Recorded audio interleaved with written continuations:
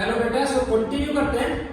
We can से कि 3 points हमने स्टडी किए that during the formation of covalent bond between two atoms the half filled atomic orbitals of outermost shells of two atoms overlap with each other, and another is that कि higher is the reason of overlapping, higher is the strength of covalent bond, and third point is that कि जो overlapping होता है atomic orbitals में that will take place in two ways. One is known as the end-to-end overlapping and another is known as the sideways overlapping. Okay, तो दो type की overlapping होती है। And we can say next fourth point is that कि the covalent bond formed due to end-to-end overlapping, covalent bond to जो end-to-end overlapping से बनेगा, the covalent bond formed due to end-to-end overlapping is known as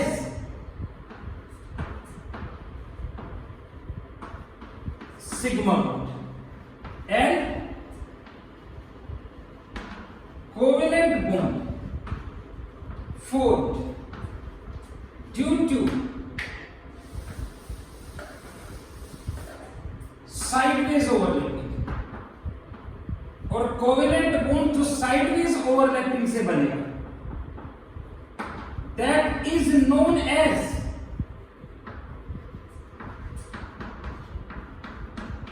pi. So definitely two types of covalent bonds are there, sigma and pi bond will be there. We can say the overlapping may take place between SS, SP and PP orbitals. यानी दो s orbital के बीच में हो सकती है overlapping, एक s और p के बीच में हो सकती है ओवरलैपिंग, और p और p ऑर्बिटल के बीच में हो सकती है overlapping. Okay, and this is the fact कि s और s ओवरलैपिंग का जो रीजन होता है ना बेटा, वो हाईएस्ट होता है, उससे कम रीजन होता है sp ओवरलैपिंग का, और सबसे कम रीजन होता है pp ओवरलैपिंग का। यानी region of overlapping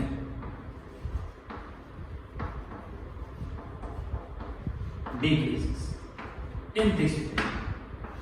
So that is about the orbital overlapping concept for the valence bond theory. यानी overall concept is that कि जो covalent bond बनेगा वो outer most shell के half filled atomic orbitals की overlapping से बनेगा। अब जैसे for example ये तीन टाइप की overlapping है, तो SS overlapping can be represented in this way, एक s orbital ये हो गया और एक s orbital ये हो गया, और आपको पता है कि s ऑर्बिटल की शेप तो सर्कलिकल होती है जस्ट लाइक दैट, और एक इलेक्ट्रॉन ये हो गया एक एटम का, दूसरे एटम का ये हो गया, तो ये रिप्रेजेंटेशन हो गया SS overlapping, and this type of overlapping will take place in case of x2u। Okay, इसी तरह से ये s orbital that is the circular shape, और ये आपके पास p ऑर्बिटल हो गया जस्ट लाइक दैट, तो एक इलेक्ट्रॉन s ऑर्बिटल का और एक p का, तो ये sp ऑर्बिटल का रिप्रेजेंटेशन हो गया बेटा।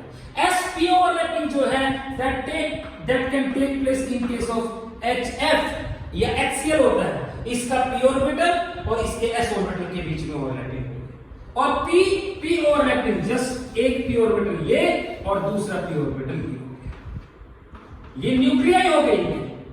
तो इनके सेंटर के बीच की ये जो डिस्टेंस होती है ना, that will be known as the bond length, the distance between centers of two bonded atoms। इसमें ये होगी देखो बॉन्ड लेंथ,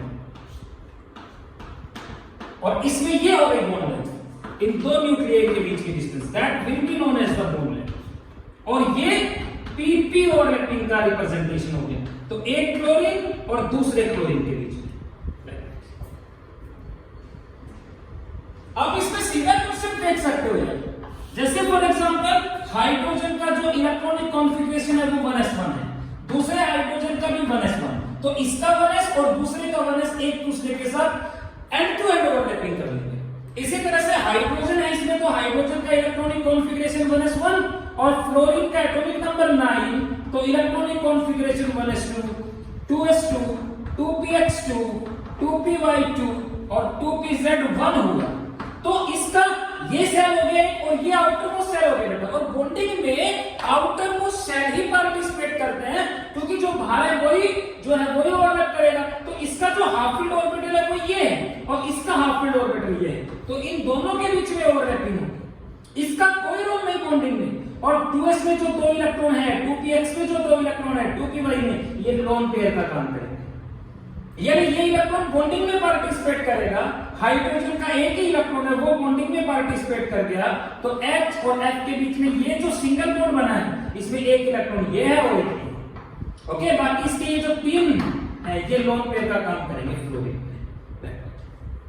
इसी तरह से क्लोरीन का एटॉमिक नंबर 17, तो electronic configuration 1s2, it's 2s2, it's 2p6, 3s2, this is 3px2, this is 3py2 and this is 3pz1। इसी तरह से दूसरे क्लोरीन का सेम कॉन्सेप्ट है, देखो it is 1s2, it's 2s2, it's 2p6, 3s2, 3px2, 3py2 और 3pz1। तो इसका 3pz और इसका 3pz, इन दोनों के बीच में ओवरलैपिंग होगी। अंदर वाले ऑर्बिटल्स का तो कोई रोल नहीं बॉन्ड फॉर्मेशन में, इनका कोई रोल नहीं।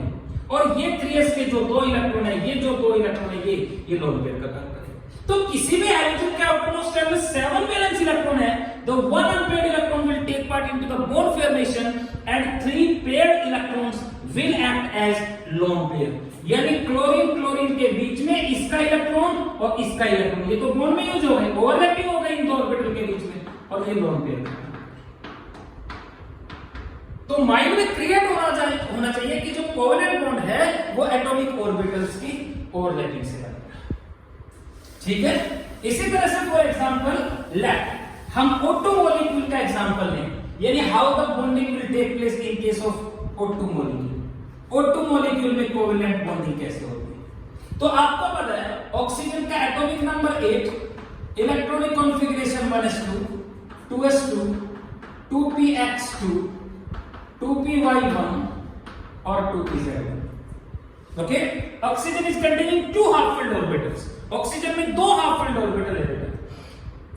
इसी तरह से नेक्स्ट ऑक्सीजन देखें तो 1s2, it is 2s2, it is 2px2, it is 2py1 and it is 2pz।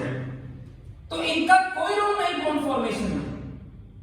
इसका ये 2py और ये 2py, इन दोनों के बीच में एंड टू एंड ओवरलैपिंग होगी, जिसके कारण कि सिग्मा बॉन्ड बनेगा। और 2pz और इस 2pz के बीच में साइडवेज ओवरलैपिंग होगी, जिससे कि पाई बॉन्ड बनेगा। ये भी दो लोन पेयर का काम करेंगे और ये भी दोनों लोन पेयर का काम करेंगे।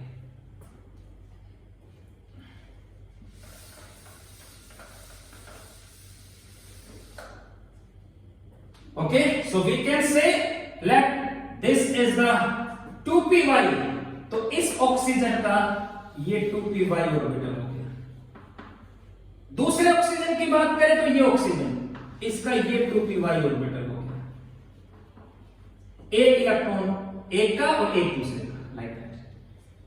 ओके, और जो 2pz है उनके बीच में फिर साइडवेज ओवरलैपिंग हो गई, तो एक 2pz इस ऑक्सीजन का हो गया और एक 2pz इस ऑक्सीजन का हो गया।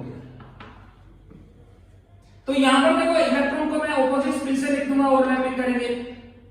एक ऑपोजिट स्पिन ही होगा, एक साथ होंगे, आगे तो पेयरिंग अगर होगी तो एक ये और एक ये, इन दोनों के बीच में साइडवेज ओवरलैपिंग। तो यहां पर तो दूर है ना, दिखा नहीं सकते, अदरवाइज ये यूं होगी बेटा ओवरलैपिंग इस तरह से। तो यहां पर एंड टू एंड ओवरलैपिंग से सिग्मा बॉन्ड बनेगा और ये जो साइडवेज ओवरलैपिंग होगी, एक ही ओवरलैपिंग होगी, इससे पाई बॉन्ड बनेगा। सो इट इज द रिप्रेजेंटेशन। और ये जो है ये दोनों लोन पेयर का काम करेंगे, यानी you can represent oxygen double bond oxygen, एक सिग्मा बॉन्ड और एक पाई बॉन्ड। ये लोन पेयर का काम करेगा, इस ऑक्सीजन का ये भी लोन पेयर का काम करेगा। इसी तरह से ये दो लोन पेयर होते हैं। तो ये O2 मॉलिक्यूल का बॉन्डिंग हो गया वैलेंस बॉन्ड थ्योरी के बेसिस पे। This is the concept of bonding in case of O2 molecule on the basis of valence bond theory। बहुत इजी सा कांसेप्ट है, मतलब जो हाफ फील्ड ऑर्बिटल है बेटा वो ओवरलैपिंग में पार्टिसिपेट करेंगे, वो ओवरलैप करके कोवलेंट बॉन्ड बनाएंगे। क्लियर है? इसी तरह से फॉर एग्जांपल हम N2 मॉलिक्यूल का कांसेप्ट लेंगे। नाइट्रोजन मॉलिक्यूल की बात करें तो नाइट्रोजन में 2 नाइट्रोजन हो गए, एटॉमिक नंबर 7। इलेक्ट्रॉनिक कॉन्फ़िगरेशन आप देख सकते हो 1s2 2s2 2px2 2px1 2py1 और 2pz1। दूसरे नाइट्रोजन की बात करें तो 1s2 it's 2s2 it's 2px1 it's 2py1 and it's 2pz1 like that. So here I can say कि इसका तो कोई रोल नहीं बॉन्ड फॉर्मेशन में। ओके 2s2 2s2 ये तो फुल्ली फिल्ड है। देखो तो हाफ फिल्ड तो ये हो गए, तो इस नाइट्रोजन का 2px और इस नाइट्रोजन का 2px इन दोनों के बीच में एंड टू एंड ओवरलैपिंग होके सिग्मा बॉन्ड बनेगा। और एंड टू एंड ओवरलैपिंग एक बार ही हो सकती है बेटा, और कोई पॉसिबिलिटी नहीं। ये हो गया, ये ओवरलैपिंग हो गई। और साइडवेज ओवरलैपिंग जो है 3 एक्सिस हो गई। देखो ये x एक्सिस हो गई, ये y एक्सिस हो गई और ये z एक्सिस हो गई। ऐसे है कि नहीं? तो ये end to end overlapping possible है, इसके अलावा और कोई पॉसिबिलिटी है नहीं एंड टू एंड ओवरलैपिंग की। तो एंड टू एंड ओवरलैपिंग एक बार ही हो सकता है। और साइडवेज ओवरलैपिंग ये भी हो सकती है। देखो नहीं, ये x एक्सिस के लोग हो गए, y एक्सिस हो गई py। इसी तरह से ये देखो तुम्हारे से मेरी तरफ जो हो गया ये भी पॉसिबल है, ये भी साइडवेज ओवरलैपिंग है। तो साइडवेज ओवरलैपिंग 2 पॉसिबल होगी। नहीं, एक साइडवेज ओवरलैपिंग ये हो गई और एक ये हो गई, और ये फिर एंड टू एंड ओवरलैपिंग। तो मैक्सिमम ट्रिपल बॉन्ड ही बन सकता है, क्योंकि एक्सिस ही 3 होती है। एक ओवरलैपिंग x एक्सिस के लोग हो गई, एक y एक्सिस के लोग और एक z एक्सिस के लोग। तो 3 से ज्यादा बॉन्ड तो बन ही नहीं पाएगा, क्योंकि एक्सिस ही 3 है। So just like that 2py के बीच में साइडवेज ओवरलैपिंग पाई बॉन्ड बनेगा, इनके बीच में भी साइडवेज ओवरलैपिंग, तो यहां से भी पाई बॉन्ड ही बनेगा। Yes, it is the nucleus of the nitrogen. ये 2px रिप्रेजेंट कर रहे हैं एक नाइट्रोजन का, और दूसरे नाइट्रोजन का 2px ये रहा होगा, just like that. It is the 2px of one nitrogen and this is the 2px of another nitrogen. 2py orbital you represent कर देता हूं, ऊपर से नीचे देखिए। ये 2py ऑर्बिटल है एक नाइट्रोजन का और दूसरे नाइट्रोजन का। ये इलेक्ट्रॉन हो गए, that will be the sideways overlap. तो यहां से तो सिग्मा बॉन्ड बन रहा है, यहां से पाई। और तीसरा हो गया 2pz। तो 2pz तो ये हो रहा है ना बोर्ड के अंदर और हमारी तरफ, तो उसको हम क्यों रिप्रेजेंट कर रहे हैं? ये 2pz हो गया, इसका 2pz ये हो गया। This is the 2pz of this nitrogen and this is the 2pz of this nitrogen. ये इनके बीच में साइडवेज ओवरलैप हो गई। तो ये sigma pi pi triple bond will be formed in case of nitrogen. तो 2 तो पाई बॉन्ड बन गए, ओके, और एक सिग्मा बॉन्ड बन गया, just like N2 molecule. Yes, so it is about the bonding in case of N2 molecule is there. तो ये कॉन्सेप्ट हो गया वैलेंस बॉन्ड थ्योरी के अकॉर्डिंग। तो वैलेंस बॉन्ड थ्योरी का बहुत इजी सा कांसेप्ट है, यानी वैलेंस बॉन्ड थ्योरी जो है बेटा वो कोवलेंट बॉन्ड की फॉर्मेशन को एक्सप्लेन करती है। यानी कोवलेंट बॉन्ड कैसे बनेगा कि जो 2 एटम है उनके outer most shell, valence shell के जो हाफ फिल्ड एटॉमिक ऑर्बिटल है वो ओवरलैपिंग में पार्टिसिपेट करते हैं। ठीक है ना, ओवरलैप करते हैं, वो ओवरलैपिंग से होती है इलेक्ट्रॉन्स की शेप। जितना ज्यादा रीजन ऑफ ओवरलैपिंग होगा, higher will be the strength of covalent bond. Overlapping can take place in 2 ways, end-to-end overlapping and sideways overlapping. End-to-end overlapping से सिग्मा बॉन्ड बनेगा और sideways overlapping से पाई बॉन्ड बनेगा। Okay, and this is about that. तो जो single bond होता है वो सिग्मा ही होता है। डबल बॉन्ड जो होता है उसमें एक सिग्मा और एक पाई हो गया। ट्रिपल बॉन्ड में एक सिग्मा और 2 पाई हो गए। जैसे फॉर एग्जांपल ये आपके पास C सिंगल बॉन्ड C, और आपको पता है कि कार्बन तो टेट्रावेलेंट होता है, तो 3 हाइड्रोजन, क्योंकि एक बॉन्ड इधर है, टोटल 4।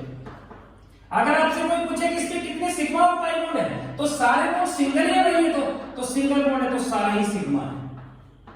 तो यानी इस मॉलिक्यूल में 7 सिग्मा होते हैं। इसी तरह से कार्बन डबल बॉन्ड कार्बन अगर यूं कर लें तो 2 बॉन्ड बन गए, तो 2 ही हाइड्रोजन और लग पाएंगे बस। इस पे भी तो इसमें सिग्मा 1 2 3 4 5, तो एक तो पाई है। तो इस मॉलिक्यूल में 5 सिग्मा और 1 pi. Acetylene CH triple bond CH, carbon carbon के बीच में ट्रिपल बॉन्ड है, इसलिए 2 कार्बन है तो एक, और ट्रिपल बॉन्ड है तो आई, तो इसमें एक तो सिग्मा हो गया और दो क्या हो गए बेटा, पाई। अभी क्या, एक सिग्मा, ये सिंगल बॉन्ड जो है वो सिग्मा ही होता है, ट्रिपल बॉन्ड में दो पाई हो गए, तो इस कंपाउंड में 3 सिग्मा और 2 पाई बॉन्ड, लाइक दैट। इसी तरह से आपको मान लो ये मॉलिक्यूल दे दिया जाए CH2 double bond CH single bond CH3 and this is C triple bond CH. Concept is that how many sigma and pi bonds are present in this compound? सारे covalent bond है, sigma कितने हैं, पाई कितने हैं। तो sigma और pi bond को identify करने के लिए हम इस मॉलिक्यूल को ओपन अप कर देंगे बेटा। तो देखो ओपन अप करते हैं तो CH2 एक्चुअली ये जो हाइड्रोजन है ये कार्बन के ऊपर अटैच है, ये जो बॉन्डिंग है ये कार्बन चेन के बीच में है, carbon double bond carbon single bond carbon triple bond carbon, ऐसे। इस कार्बन के साथ 2 हाइड्रोजन है तो यू लगे हैं, तभी तो हो गई वैलेंसी 4 पूरी। इस कार्बन के साथ एक H है तो सिंगल बॉन्ड H आ रहा है समझ में। इस कार्बन के ऊपर एक H है और इस कार्बन के ऊपर ये CH3, तो CH3 का मतलब 3 H है। यू ओपन अप करेंगे हम मॉलिक्यूल को, इसके 4 बॉन्ड पूरे हो गए और इस कार्बन के साथ H।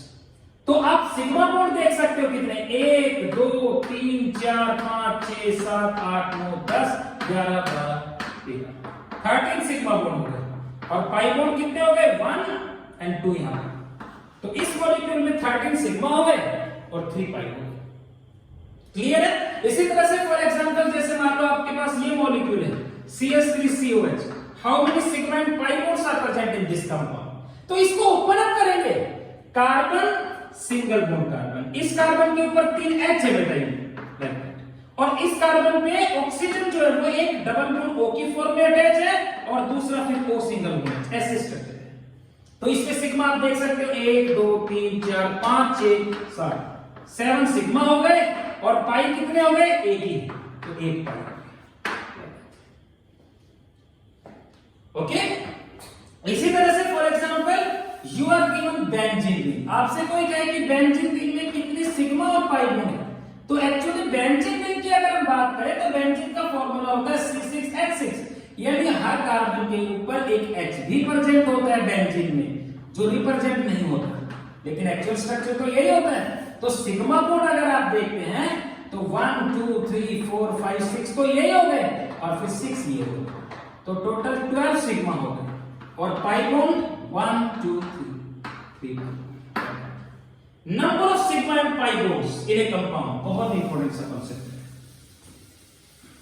जैसे फॉर एग्जांपल आपके पास ये मॉलिक्यूल है CH3Cl, इस मॉलिक्यूल में कितने सिग्मा और पाई बॉन्ड है, तो हम इसको क्रिएट करेंगे, कार्बन सिंगल बॉन्ड कार्बन और ये नाइट्रोजन, इस कार्बन के साथ एक ही बॉन्ड बना है, इसका मतलब इसके साथ अभी 3 बॉन्ड और बनने हैं, तो इधर बनेंगे 3, और नाइट्रोजन बना सकते हैं 3 बॉन्ड। नाइट्रोजन के आउटर मोशन में 5 इलेक्ट्रॉन है, 3 इधर यूज कर लिए, 2 ये है, और ये स्ट्रक्चर होता है इसका, सिग्मा 1 2 3 4 5 और पाई बॉन्ड 2 हो गए, तो इस मॉलिक्यूल में 5 सिग्मा हो गए और 2 पाई हो गए।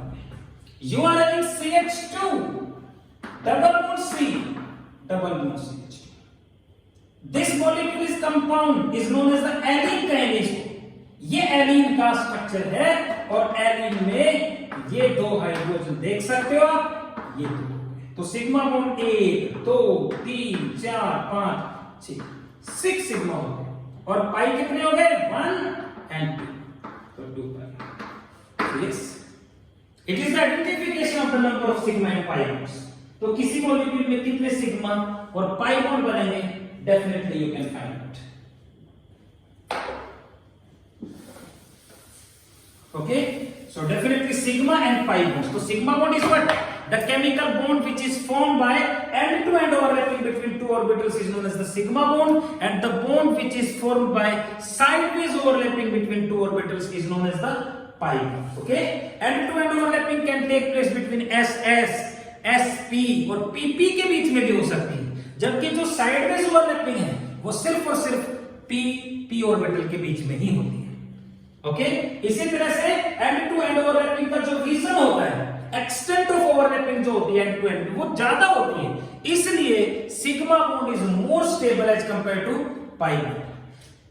साइडवेज ओवरलैपिंग की जो एक्सटेंट होती है, जो रीजन ऑफ ओवरलैपिंग होता है साइडवेज में, वो कम होता है, इसलिए पाई बॉन्ड जो है that is less stable as compare to sigma bond. और सिग्मा बॉन्ड की एनर्जी क्या नाम है, सिग्मा बॉन्ड की स्टेबिलिटी ज्यादा है, तो इसका मतलब सिग्मा बॉन्ड की जो एनर्जी है वो कम है और पाई बॉन्ड की जो एनर्जी है वो ज्यादा है। ठीक है, सिग्मा बॉन्ड जो है दैट इज ऑलवेज 1 और पाई बॉन्ड जो है वो सिंगल बॉन्ड में तो फिर पाई बॉन्ड होता ही नहीं, तो पाई बॉन्ड 0 भी हो सकता है, पाई बॉन्ड 1 भी हो सकता है और पाई बॉन्ड 3 भी हो सकता है। पाई बॉन्ड डीलोकलाइज कर सकते हैं, पाई बॉन्ड अपनी पोजीशन को चेंज कर सकते हैं, लेकिन सिग्मा बॉन्ड जो है बेटा वो अपनी पोजीशन को चेंज नहीं करते। So these are the various differences between sigma and pi bonds. तो ये सिग्मा और पाई बॉन्ड के बीच में जो डिफरेंसेस हैं वो बिल्कुल आप अपनी बुक में से देख के नोट कर लेंगे, उसमें कोई बड़ी बात नहीं। So definitely this is all about the stability and formation of covalent bonds. Okay, so it's all for this day. बाकी फिर हम नेक्स्ट में करेंगे। ये आपके पास कोवेलेंट बॉन्ड के बारे में कंप्लीट हो गया। Thank you.